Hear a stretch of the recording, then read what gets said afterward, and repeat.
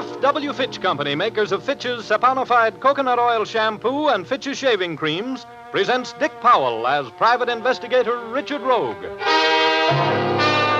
in Rogue's Gallery.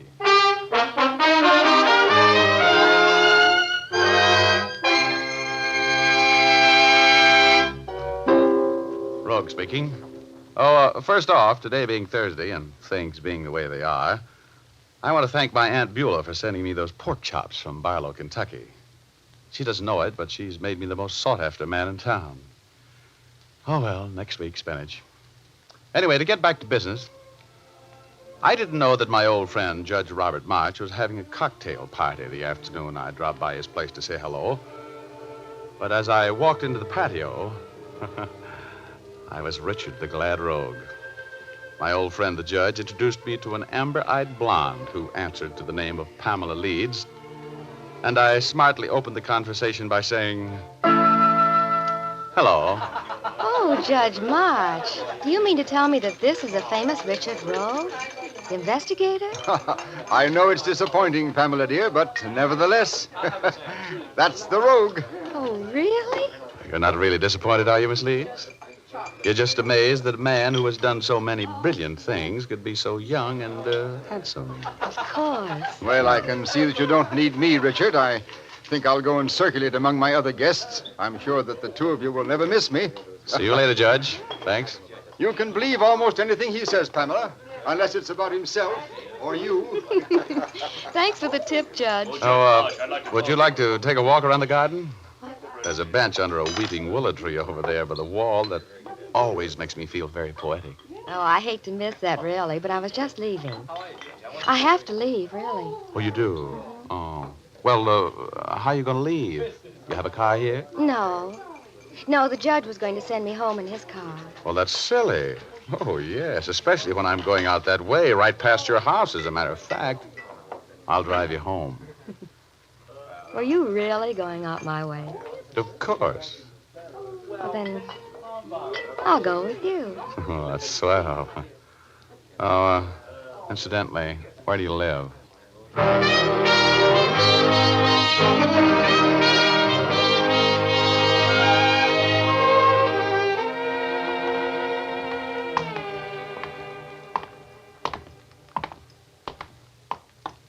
Well, Pamela, this has been a kind of a short date. I hope I get a rain check on that bench under the tree.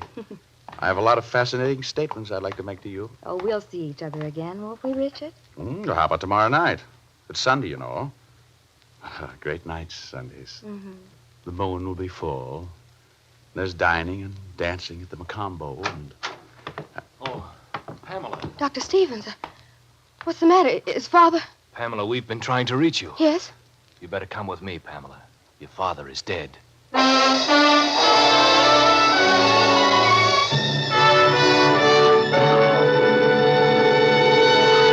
Well, that's how it all began. We'll continue in just a moment. But now, here's Jim Doyle. I'd like to make a suggestion to the ladies. I'll bet you've often felt like singing the blues after you've shampooed your hair. The shampoo blues is a well-known theme. I've just washed my hair and can't do a thing with it. Fitch's saponified coconut oil shampoo is just the thing to dispel those blues. For when you use Fitch's saponified shampoo, your hair is so lustrous and easy to manage, you'll be singing praises rather than the blues. It's made from pure vegetable and mild coconut oils, so it never leaves your hair dry and difficult to manage. It makes oceans of lather, too, that cleanses completely. Fitch's saponified shampoo also contains a special patented rinsing agent. Even when you rinse with hard water, this rinsing agent ensures that no soapy film is left on your hair. It leaves your hair shimmering with natural highlights. You can use Fitch's saponified coconut oil shampoo as often as you like, with absolutely no fear of the shampoo blues. Ask for it at your drug or toilet goods counter. Look for the bottle with the bright yellow label. And now we return to Dick Powell as Private Investigator Richard Rogue in Rogue's Gallery.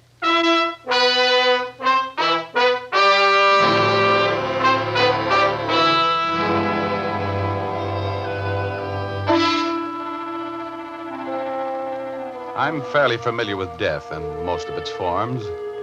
And maybe familiarity with a man with a scythe breeds contempt. But I felt awfully sorry for Pamela Leeds when her father, Anson Leeds, died. I was more than ordinarily interested when my friend Judge Robert March called me the evening after Leeds' death and asked me to come to his office. Richard, I am the executor of Anson Leeds' estate, and I think there's something strange about his will. Yeah? This is, of course, confidential. Mm-hmm. But he left the great bulk of his estate to a nephew, his sister's child, Peter Moore, with only a $50,000 legacy for Pamela, and the rest of the estate going to the servants and various charities. Oh, only $50,000 to Pamela, huh? You think that's a little strange? I've been Anson Leeds' attorney, and I think his closest friend for 30 years. Rogue, I know how fond he was of Pamela, but Pamela was not his daughter, you know. She was adopted by Anson just before his wife died 20 years ago. Oh, legal adoption, huh? Yes, and I'm in a position to know that Anson couldn't have loved Pamela any more if she had been his own daughter. As a matter of fact, I drew up a will for him about 6 years ago in which he left almost all of his money to Pamela, with other small legacies to relatives and servants and charities. Was the old gent a little flighty in his last years? No, sound as a dollar. Extremely bright right up to the last. And, Rogue, there was no change in the way he felt about Pamela. I know that. But I cannot understand this new will. When was it made? What's the date on it? Just a year ago this month. Here it is. Oh, I see. Typed. Is this signature genuine? Oh, of course. There can be no doubt of that. I know that fancy Spencerian signature as well as I know my own. I realize, Rogue, that I'm giving you a problem here that is based on nothing more than a personal hunch. But I would never be at ease about administering the estate if I didn't have the will thoroughly checked. Well, let's see. This will mentions only Peter Moore, that's the nephew. Mm-hmm. Pamela Leeds. Kate Schumann, 5,000. Oh, Anson's nurse. Been with him for, 6 or 7 years. A fine woman. And Fred Kraft? Anson's gardener. Been with him, 15 years, I guess. They, the nurse and the gardener, witnessed the will, as you'll notice. I want to retain you to investigate that will for me, Rogue. Oh. Well, Judge, ordinarily I hold my clients up for a fee. But for you, Judge, I guess I could toss you a couple of parking tickets. Richard, this is very important to me. Will you handle it for me? Well, of course, Judge. Now, first, looks like my first move is to go out to the Leeds estate and talk with the witnesses. See under what circumstances this document was written and signed. I'll see you later, Judge.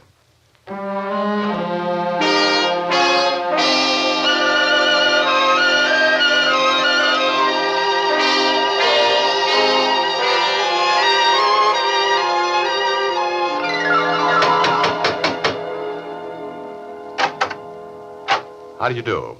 I wonder if I could see Kate Schumann. I'm Kate Schumann. Oh, I'm Richard Rogue. The investigator? Yes. What do you want to see me about? Well, Miss Schumann, could we go someplace where we could talk privately? Of course. My quarters are upstairs. Richard Rogue, Oh, hello, Pamela. what in the world are you doing here? Well, I just came by to talk with Miss Schumann. Well, I didn't know you knew her. He doesn't. No, we just met. I'll see you later, Pam. All right. Stop by the library on your way out, will you? Oh, sure.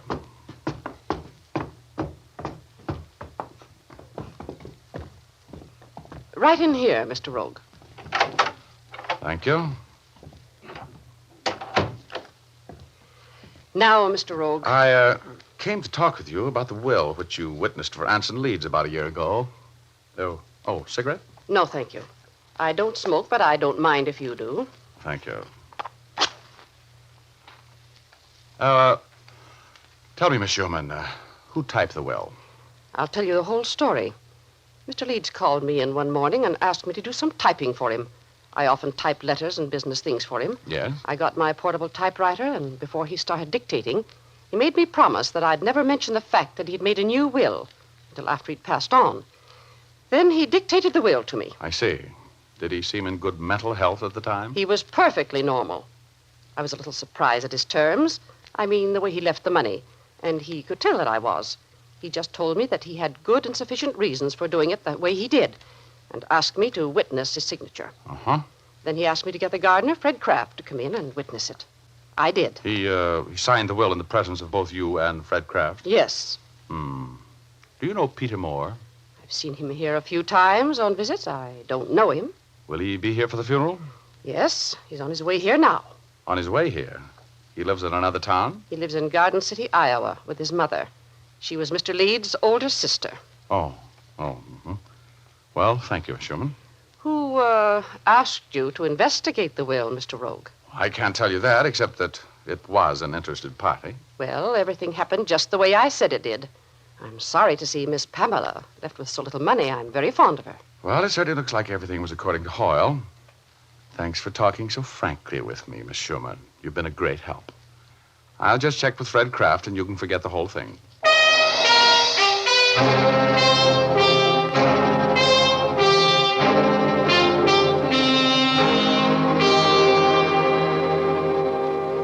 I didn't expect to see you out here today, Mr. Rogue. Well, I didn't expect to be here, Pamela. Judge March asked me to drop by and do him a little favor, that's all. Oh, excuse me. It must be Peter. Certainly. Hello, Peter. Hello, Pamela. I guess there isn't much I can say, is there, Pamela? I know, Peter. Where's your mother? Didn't she come with you? No, you know Mother. She was very upset. She just couldn't make it. Oh, I'm sorry. Oh, this is my cousin, Peter Moore, Mr. Rogue. Hello. How do you do? I think I'd better run along, Pamela. I want to talk to your gardener. Name's Kraft, isn't it? Fred Kraft. He'll be in his cottage. It's out and back. It's a little white cottage. He's probably asleep by now.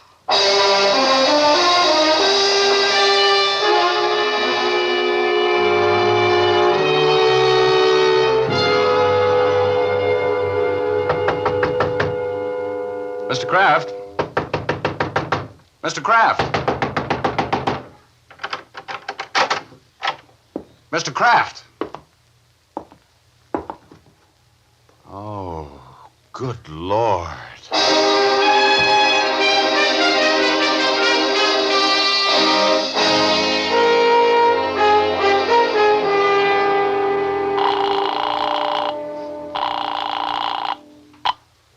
Homicide. Lieutenant Urban speaking. Hello, Urban. Richard Rogue. No kidding.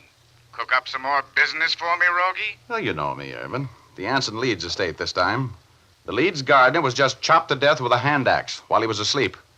Better get your boys and get out here.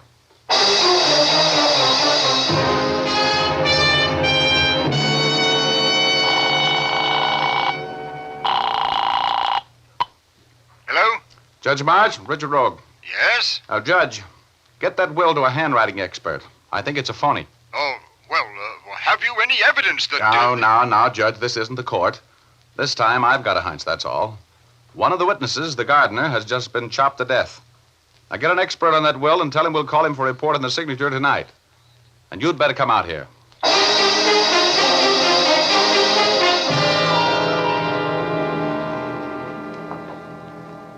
One of the things I like about you, Rogie, the corpses you find are always so dead. Oh, I see what you mean, Urban. Say, from the looks of this room, the late Fred Kraft put up quite a row, didn't he, huh? Uh-huh. But not enough of a row to get out of that couch he was lying on when he got that first blow with the axe. Let's shake the joint down, shall we? Uh-huh. Why was he killed? Well, all I have is a theory. I don't want anybody in the house to know that. He was one of the witnesses on a will made by Anson Leeds. The will is in question. I get it. You think he might have been put out of the way to keep him from testifying as to the validity of the will, eh? That's my theory. Oh, and there's something that might back it up a little. What? Look, there on the floor. Yeah? Stub of a plane ticket. From Garden City, Iowa. You sound like Garden City means something to you. Come on, no tricks, Rogie. What's with Garden City? That's the town where Leeds was born and raised. That's the town Peter Moore just arrived from. Oh, I got here as soon as I could, Rogue. Oh, good heavens. Hello, Judge. Kind of a mess, isn't it? Oh, Judge, are you having that will checked? Yes, I have Carl Friend, the handwriting expert, working on it. What did you know about Fred Kraft, Judge? Oh, he was an old family retainer in the best sense of the word, Lieutenant. He and Anson Leeds were more friends than they were employer and employee. How come Anson only left him $5,000 then? I don't know. Fred was a thrifty man. He had quite a nest egg saved from his salary and from investments he had made on tips from Anson. His estate will be worth, I should say conservatively, $60,000. Oh. Who gets it now that he's dead? Well, Pamela Leeds. You know, she's been like a daughter to old Fred. I happen to know that she's the sole beneficiary in his will because I drew it up for the old man. This case has more angles than a six-pointed star. Yeah. Here's a cute one I just picked up, Rogue. Look. A lady's wristwatch. Where'd you find it? On the floor, right over there. It's got a broken link, like it might have been torn off of somebody's arm. Well, whose is it? It's engraved on the back to Pamela from Dad. Pamela? Oh, come on. Let's get in the house, Urban. You'll want to question everybody, won't you? Yeah. I've got the boys holding Miss Leeds, Peter Moore, and the nurse Schumann in the library. Oh, while you're talking to them, the judge and I are going to be busy. Upstairs.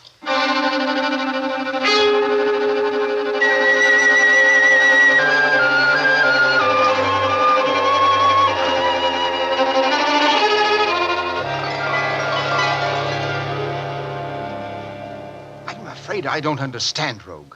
Just what is it we're looking for in Kate Schumann's room? I don't know. But she's mixed up in this thing someplace. Take a look in the bathroom, will you, Judge? If you see anything the least bit out of line, call me. Okay, Rogue. Oh, look. Here's pay dirt. Yes? Kate Schumann's diploma from nursing school. See where it was issued? School of Nursing, City Hospital, Garden City, Iowa. Yeah, that town keeps popping up, doesn't it, huh? Yes. Oh, look, I want you to witness this, Judge. Here are 2 cigarette stubs. Lipstick on the tips. Fresh. No, don't touch them. Just leave them right where they are. All right, but Rogue, you said yourself that the nurse couldn't have killed Kraft. She was in the house at the time that he was murdered. Yeah, I know. But I've got an idea that's beginning to make sense. You got a pencil? Yes. Now, let me use it here. I want to copy this phone number from Kate Schumann's scratch pad. BL6791. Room 323. You know, Rogue, we have no right Now, to... look, Judge, this is beginning to weigh on your conscience. You better get downstairs with Urban. He's a worrier, too. I've got a lot of work to do and a long-distance phone call to make. You go downstairs and tell Urban I'll be down as soon as I have convicting evidence on a murderer.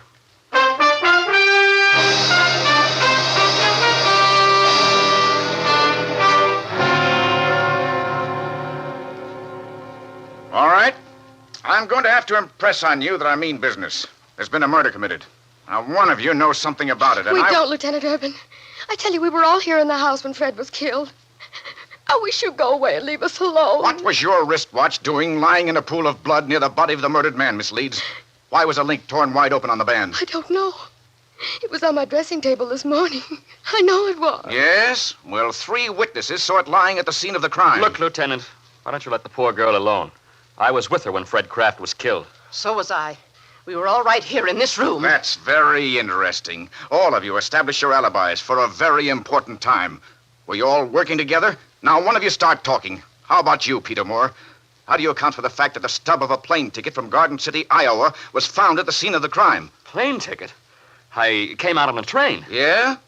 When were you in Fred Kraft's cottage?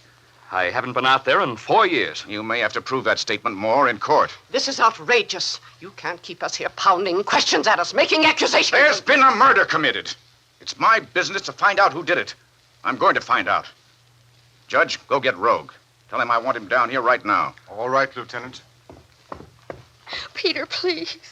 Don't let him question me anymore. Look, Lieutenant, it must be perfectly obvious that no one of us could have had anything to do with the murder. It was probably some transient. I suggest, Lieutenant, that you use some other means in trying... Yes, what's the matter? The upstairs looked like a cyclone hit it, and Richard Rogue is gone.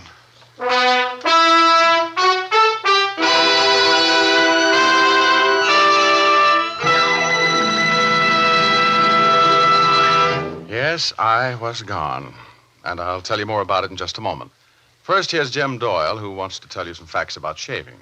Yes, men, it's a fact. Fitch's No Brush shaving cream does give as smooth and comfortable a shave as you could hope for. Plenty of research and testing have gone into the making of this fine cream, and now it combines the qualities you want. smoothness of texture, a clean, tangy odor, and a skin conditioning ingredient for sensitive skins. Fitch's No Brush softens up the toughest beards, so your razor will glide easily, giving you a close, clean shave without scraping or irritation. It leaves your face feeling smooth and cool, leaves your disposition calm and cool, too, for Fitch's No Brush shaving cream is designed for sensitive skins. For men who prefer a lather cream, it's Fitch's Brush Cream. Gives lots of creamy lather that stays moist all during the shave, giving a smooth, comfortable shave. Rinses off easily, too. Both Fitch's Brush and Fitch's No Brush shaving creams come in economical 25 and 50-cent sizes. Ask for either type, but for solid comfort shaves, be sure it's Fitch, spelled F-I-T-C-H.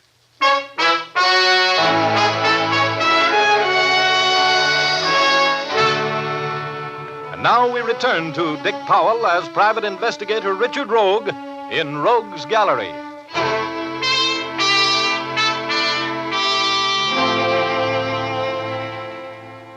The more I looked around the upstairs room in the mansion of Anson Leeds, the more I suspected that what started out to be the investigation of validity of a will had turned into the investigation of not one murder, but two.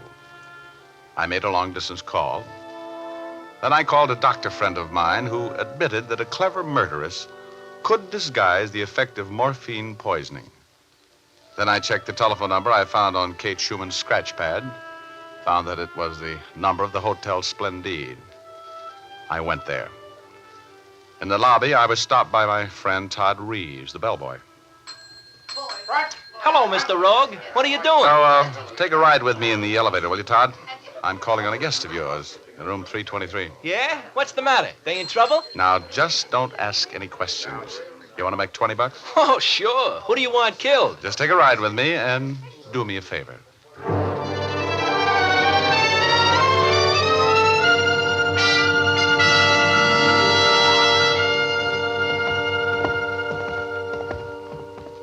Give me your passkey, Todd. Oh, that's what the $20 was for.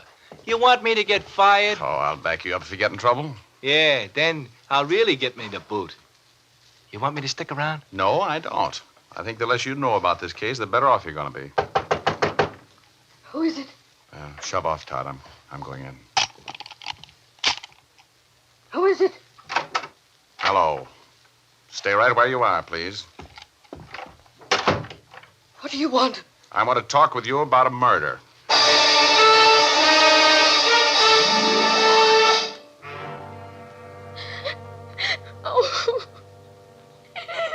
Oh, this is a typical rogue trick. Telling us to wait here and disappearing. If I ever get... I'll get it. Hello? Hello, Urban? Hello, Rogue. Where the devil... Look, Anson Leeds was murdered. Don't say a word to the people you're holding there. One of them is the killer. Right. The will is a forgery, and I have the proof. Hold everybody until I can get there for the payoff. Be about 10 minutes.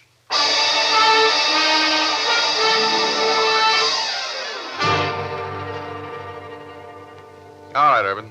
I'll take the party from here. Okay, Rogue. And this had better be good. It will be. And this concerns all of you. In the first place, I've talked to Carl Friend, the handwriting expert. That will, leaving everything to Peter, is a forgery. There are 5 copies of the will, and the signature on each of the copies is identical. It's impossible for anybody, even a man in the best of health, to write his name exactly the same way 5 times. That's not true. I tell you. Shut up. The signatures were made by placing a sheet of carbon paper under one authentic signature of Anson Leeds and tracing it through to the fake wills with a sharp pencil, then inking the signature in over the tracing. Don't bother denying it, Kate. Carl Friend photographed the signature under a powerful light with an enlarging camera. The particles of graphite under the ink sparkle like diamonds. That will was a fake. And Fred Kraft was killed to keep him from telling the fact that he was not present when Anson Leeds signed it. I didn't kill Fred Kraft. No, but you killed Anson Leeds with morphine poisoning. She murdered my dad? He was murdered? Yes, Pamela. I just came from the mortuary. There are obvious syringe punctures in his arm. But Dr. Stevens... Yes, I know, Judge. He signed a death certificate for heart failure. But I found this vial of morphine tablets in your room, Kate, and this bottle of belladonna hidden in your desk. You killed Leeds with morphine and then dropped belladonna in his eyes to dilate the pupils. Oh, that was very clever.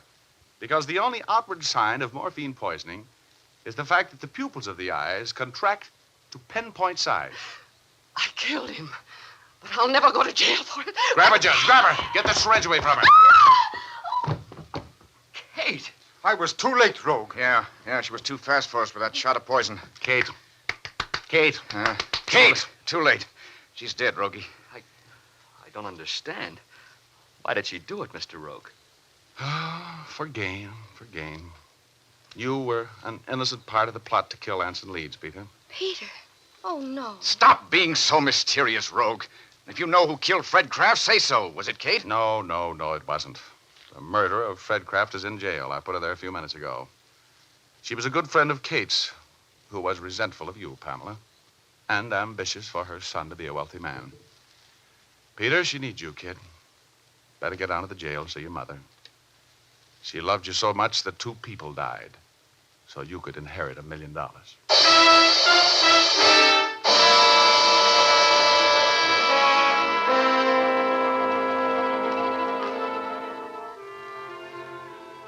Well, that was the end of that case. Peter Moore's mother was tremendously jealous when old Anson Leeds adopted a little girl, Pamela, and made her the heir to his fortune. And after her school days friend Kate Schumann was installed as the old man's trusted nurse, they plotted his murder without Peter's knowledge. Mrs. Moore was in Kate's bedroom when I was questioning Kate, and when she learned that the will was being investigated and that I was going to talk with Fred Kraft about it, she killed him. She made a complete confession and was executed for the crime. I felt sorry for Peter. He's a nice kid. Pamela felt sorry for him, too. She felt so sorry for him, she's going to marry him. So he'll get the Leeds fortune anyway. That hardly seems fair. Getting a girl like Pamela and all that money, too. I could have gone for that Pamela. Lovely girl. Oh, lovely girl. But after all, I need another girl like Frankenstein needed another monster. In exactly the same way. You know what I mean?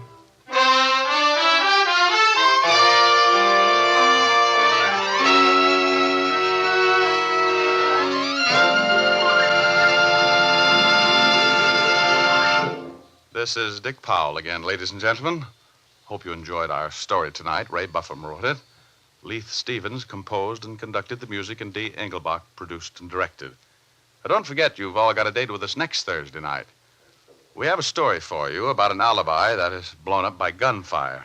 There are some lovely people in it. We call it the murder habit. So make a date with us, will you? Thanks for listening, and now here's Jim Doyle. Be with us again at the same time next week. Oh, and by the way, be sure to see Dick Powell in his latest RKO picture, Cornered, at your local theater soon. Remember, tune in next Thursday, same time, same station, when you will again hear Dick Powell as Private Investigator Richard Rogue in Rogue's Gallery.